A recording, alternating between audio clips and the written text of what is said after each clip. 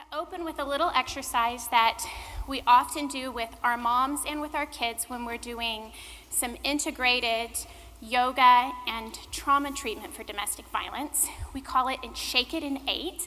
So we're just going to shake up our energy just a little bit. And what I invite you to do is we're going to start with one hand and shake it 8 times. We're going to go to the other hand and then to each foot. We're going to go from 8, 7, 6, all the way down to 1. So just follow along, all right? And 1, 2, 3, 4, 5, 6, 7, 8. 1, 2, 3, 4, 6, 7, 8. 1, 2, 3, 4, 5, 6, 7, 8. 1, 2, 3, 4, 5, 6, 7, 8. 1, 2, 3, 4, 5, 6, 7. 2, 3, 4, 5, 6, 7. 1, 2, 3, 5, 6, 7. 1, 2, 3, 4, 5, 6, 7. 1, 2, 3, 4, 5, 6. 1, 2, 3, 4, 5, 6. 1, 2, 3, 4, 5, 6. 1, 2, 3, 4. 1, 2, 3, 4, 5. 1, 2, 3, 4, 5. 1, 2, 3, 4, 5. 1, 2, 3, 4. 1, 2, 3, 4. 1, 2, 3, 4. 1, 2, 3, 4. 1, 2, 3. 1, 2, 3. 1, 2, 3. 1, 2, 3. 1, 2, 1, 2, 1, 2, 1, 1, 1, 1. All right, give yourselves a round of applause. Go ahead and have a seat. Thank you so much. Excellent sports. I like the giggling. Get some energy moving.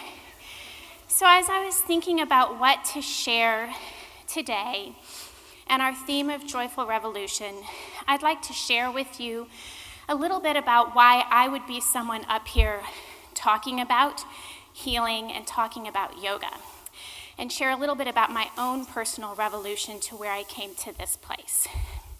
I've been treating trauma for a long time, marriage and family therapist, and for the majority of that time came from a very traditional approach, a very cognitive behavioral approach. I thought I was being very effective. I think I was very helpful in a lot of ways.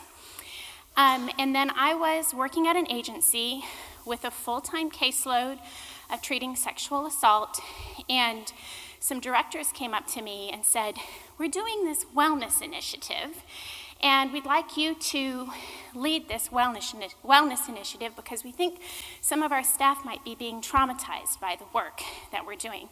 It's like, well, what do you mean? What is a wellness initiative? Well, the board of directors thinks yoga might help. So can you go do some yoga? That's stretching, right? I'm like a little uncertain. And I had a very skeptical, resistant feel to that. Very dig in my heels, no thank you. If you really want to help us reduce our caseload, give us more resources, make the paperwork easier. If you teach me some yoga, do you really think those problems are going to go away? Do you think I don't know how to take care of myself? That's the problem. And so I had a very resistant feel to this wellness initiative. However, even with all that vocalized, they said, "I think you're still a good person to lead this yoga initiative, this wellness initiative. So go ahead and start finding out what that is and teaching that to the staff." So without ever having attended a yoga class at all, I called up who our new program partner was, Yoga for Youth, and they bring yoga to incarcerated youth for violent crimes. And called them, I'm like, "Do you have a book I can read?" Little uncertain how to get this started. And they said, "Well, we're very into experiential learning. Why don't you just come forward and take one of our first yoga classes at the prison?" Sure, no problem. So I didn't have a yoga mat or anything, so I tucked the towel under my arm, went off to prison to figure out what yoga was, and amazingly saw these young men feeling peace and calm in the most stressful environment whatsoever. And then on top of that, chatting, finding out that one day that yoga class was going on there was the one day they didn't have to worry about fights breaking out. So it's like, okay, now I'm starting to become a believer. Maybe I should figure out what this is. So again, with the whole experiential learning, I signed up for a teacher training course in yoga, having only had the one yoga class. So that began my joyful revolution of bringing in some alternative healing methods into what I was experiencing. At the same time, I was going through some personal health problems, and I was going to a lot of doctors who were saying, we don't see any biological causes. Maybe we should consider stress. I was like, have you met me? I'm happy. I'm helping the world. Life is good. And I got, well, what do you do for a living? I treat sexual assault. Maybe we should look at stress just a little bit more closely. And I had this information coming in from the yoga teacher training and from the doctors to reconceptualize stress as energy and information. How much information is coming into my body? And then having equal enough time self-care to make that be able to be released instead of getting trapped and stagnant. So I was like, so after treating rape all day long and having 6 sessions, it's not healthy to go home and watch Law and Order on TV while I drink wine? That might be contributing to my problems. So again, that revolution just starting to turn towards the light, that there's a way to do the work that we would like to do and help the way we would like to help, and at the same time engage in self-care.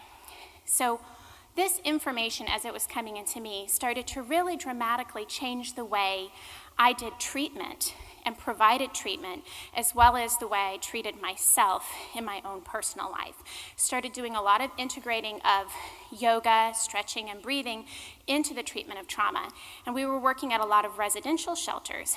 And amazingly, what we found when you combine both, that we were starting to see people feeling more comfortable with us faster because they're going to a yoga class that also addresses trauma. Instead of you're sick, you have to go here and get better. We started seeing people feel healthy and well instead of focusing on their symptoms. And especially at the residential centers, we started seeing a culture of wellness starting to blossom and happen. For example, at some of the schools, the kids that had trouble with acting out or their body responses, trouble controlling their limbs after their trauma experiences, and they would hit, things like that, always the ones that were picked on, all of a sudden became coached. Kids were saying, hey, breathe, that might help. They would call it across the playground. And so it's like, wow, this is easy, it's helpful, and it's really making quite a bit of difference. We saw a huge reduction in nightmares, huge reduction in vandalism, an increase in confidence. I had one mom tell me, my body finally makes sense. I never understood why when I would hear a siren, I hid my kids under the bed, and I knew I shouldn't do that anymore, and I didn't want to do that anymore, but yet I couldn't seem to stop that kick in of the fight-flight response. But after she started learning how to do some basic stretching and deep breathing, she was able to slow herself down enough to say, I can make a different choice, and I understand why my body's going into that. So I had my own personal revolution that dramatically changed the way that I approached my own wellness as well as work, and I appreciate the opportunity to be able to share a little bit of my path to you and with you, and also just encourage you as you go forward on your path to find your own personal wellness practices that can make it possible for you to do this type of work with balance and with self-care long term. So thank you very much.